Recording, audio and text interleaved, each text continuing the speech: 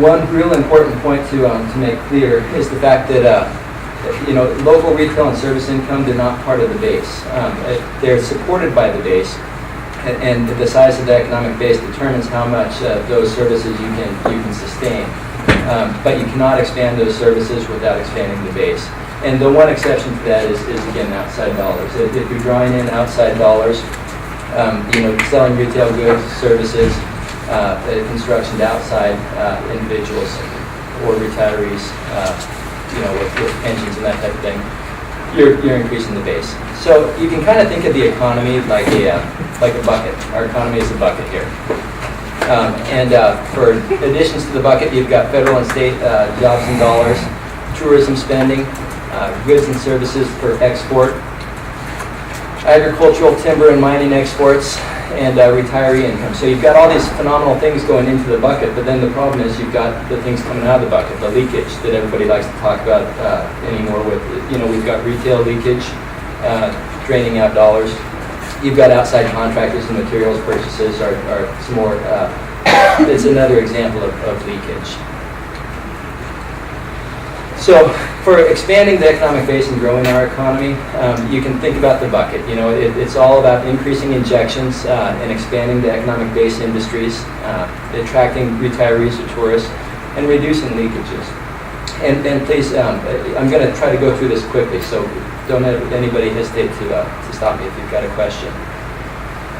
But tying into smart growth, because that's such a buzzword anymore, smart growth for economic development is cluster development. And that's increasing the production and sales of products that are complementary with existing base industries, and it increases demands for products of the entire cluster. And increased local production of the inputs for the economic base industry reduces leakage. So sort of an easy example on this is our tourism industry. With the Randall marketing study that was just recently done in MCPA's efforts, let's say that the MCPA schedules a local event, and they draw in tourists and visitors from outside of the area with all those fresh dollars for us. At least theoretically, we'd hope that they're going to be purchasing all sorts of locally produced wine, produce, seafood, that type of thing, and expanding the base in a complementary fashion.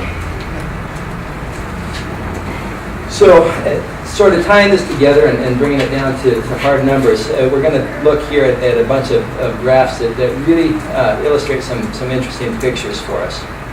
So population growth, again, this is through 2007.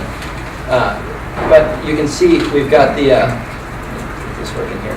We've got the state as a whole here, and then we've got Mendocino County here. There's a pretty long period of decline here. We got a little bit of a bounce, of course, right here in 06 into 07.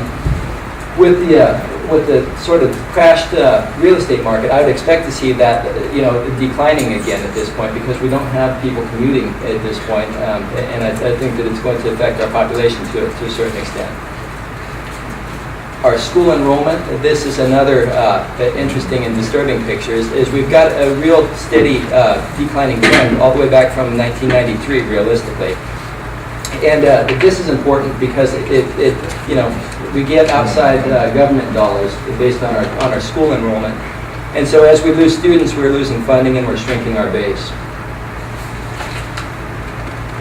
Personal income growth. This was interesting to me just because it's so erratic.